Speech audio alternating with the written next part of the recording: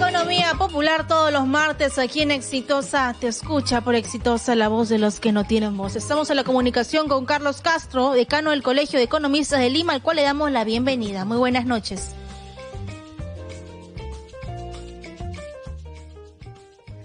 Vamos a buscar retomar la comunicación con nuestro invitado. ¿Cuál es el tema? Ahí está, le pedimos que active su audio, por favor. Buenas noches. Mientras yo expongo el tema, la inflación anual a julio llegó a 8.74 en Lima Metropolitana, la más alta en 25 años. ¿Qué significa inflación? ¿Por qué me afecta? Nuestro invitado lo va a responder. Y a ver, lo que pasa con la inflación nos impacta a todos los ciudadanos de a pie. Cuando usted va a comprar al mercado, va sintiendo la inflación.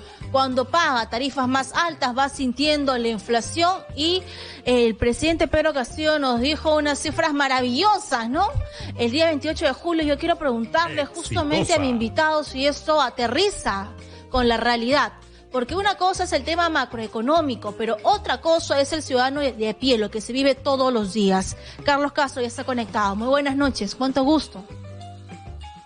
Muy buenas noches. En primer lugar, agradecer a Exitosa te escucha, y en especial a tu persona, Katiuska, y en el espacio de Economía Popular. Como bien has mencionado, sí, para ser objetivos y en los pocos minutos que contamos en tu espacio, veíamos desde el año pasado este efecto inflacionario a nivel mundial que ha afectado también a nuestra economía, y que incluso hasta mayo, que fue quizás abril-mayo el pico más elevado de la inflación, por cuanto parte de la canasta familiar depende también de las importaciones, más aún del comportamiento de los precios, en el caso del trigo, el maíz, los combustibles. Ese incremento de precios a nivel internacional afectó enormemente la economía de los peruanos de a pie, ¿no? Sin embargo, estamos viendo por lo menos una tendencia en que se está disminuyendo los precios, por cuanto ya no tenemos ese componente importado, si se puede decir. ¿Por qué? Porque los combustibles a nivel internacional están bajando. Quizás no se siente en el país, en el Perú, porque quizás en otro momento podemos hablar. Lamentablemente, ese margen que le llamamos el margen de refinación no se siente todavía aquí en el Perú, ¿no? Esa disminución de precios internacionales. Esperamos que también se dé en los próximos meses, incluso desde el mes de agosto, ya una disminución por lo menos lenta, pero sí lo vamos a ver en los combustibles, como lo que estamos viendo también en algunos productos de la canasta familiar, como son los huevos, el tema también de algunos productos de consumo masivos, ¿no? Que ya se está viendo la reducción. ¿Cuál es el tema? De que sí somos conscientes que este efecto inflacionario lo vamos a tener hasta final de año. Y posiblemente el otro año vamos a seguir disminuyendo, pero indudablemente no vamos a estar en el rango, ¿no?, meta de la inflación, que tú sabes que históricamente, por tener buenos indicadores macroeconómicos y el buen manejo, ¿no?, de la economía, por lo menos en ese aspecto, estábamos por debajo del 3% de la inflación, entre 1 y 3%.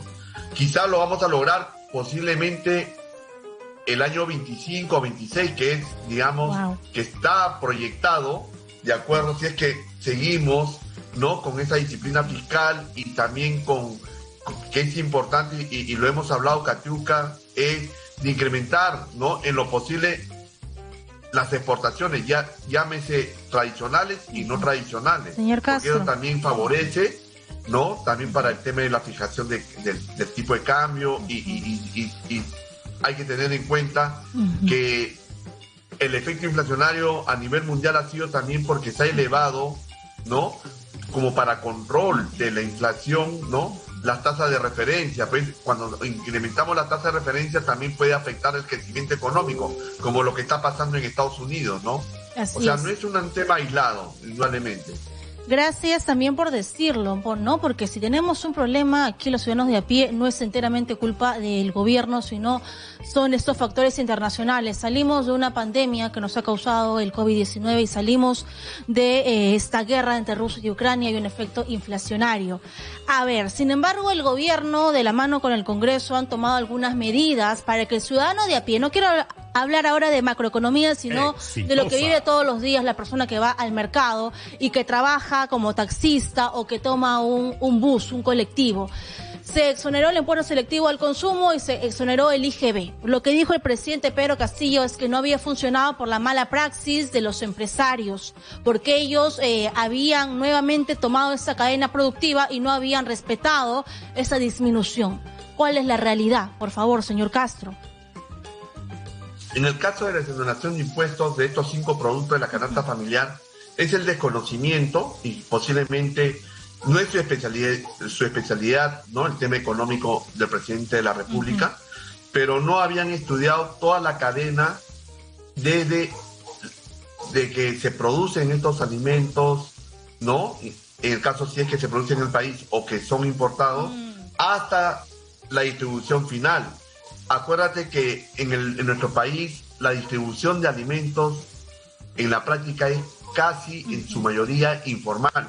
Nos preguntamos, cuando vamos al mercado del barrio, ¿nos emiten boletas o facturas? No nos emiten. Cuando compramos un kilo de papas o un kilo de arroz, ¿no? Un kilo de azúcar, por citar, ¿no? Como ejemplo. Entonces, igual ha pasado también en el tema de los combustibles. Catiuca, todos pedimos, cuando vamos al grifo, le pedimos factura, boleta al grifo. No le pedimos.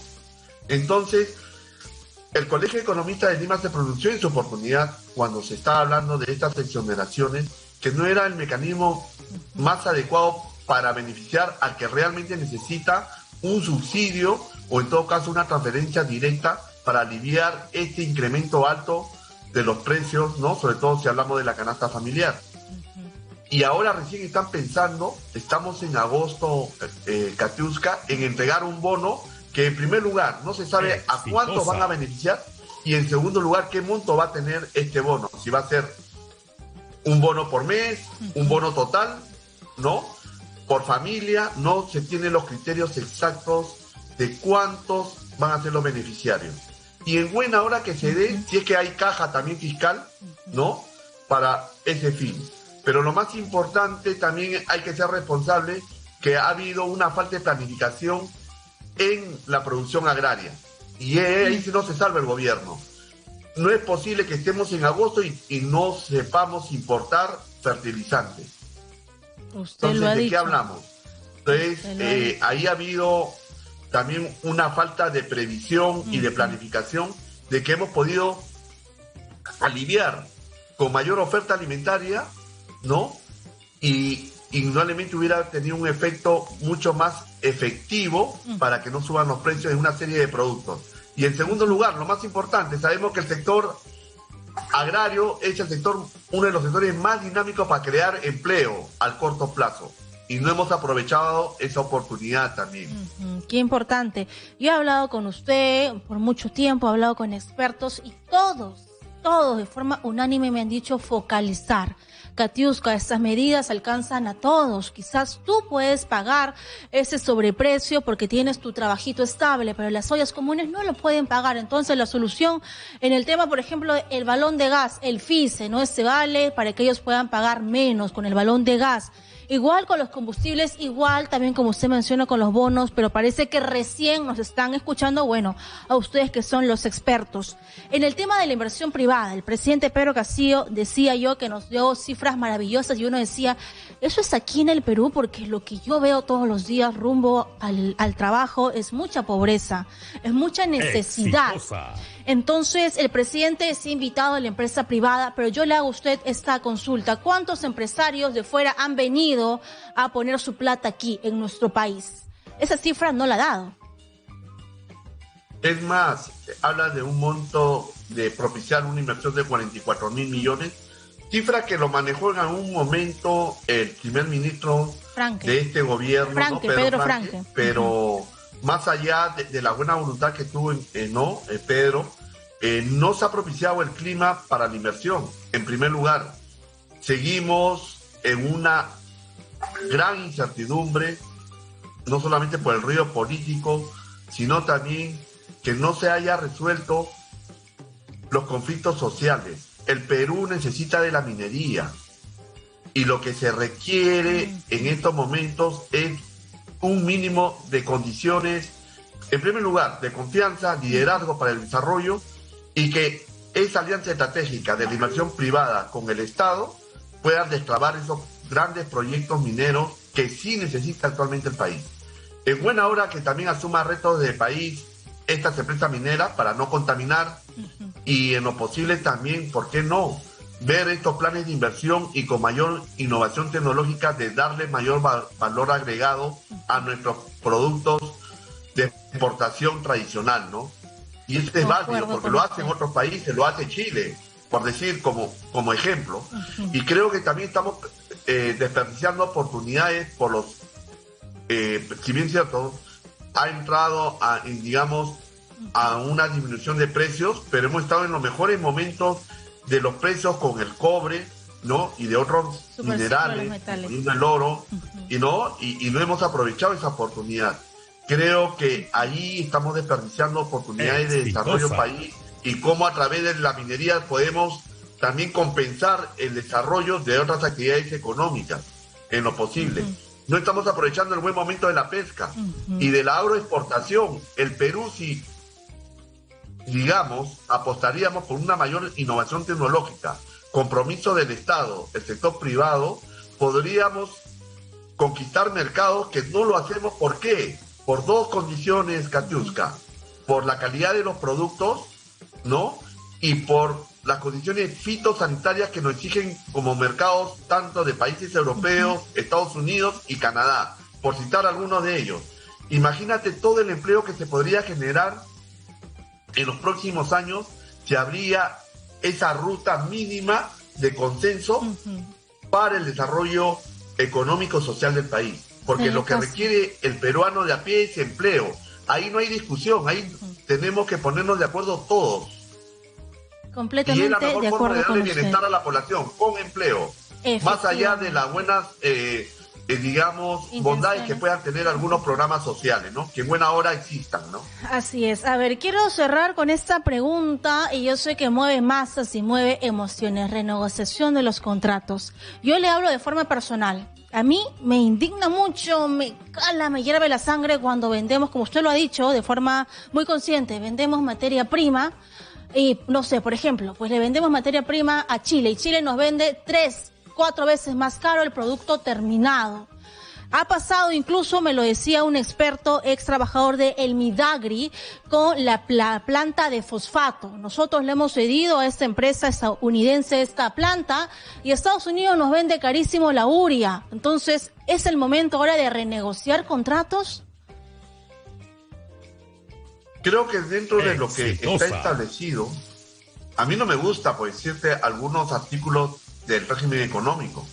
Yo creo que los contratos ley tuvieron su momento porque había una débil institucionalidad en los años 90, pero creo que hay que revisar algunos artículos del régimen económico, no solo para realmente establecer una economía social de mercado.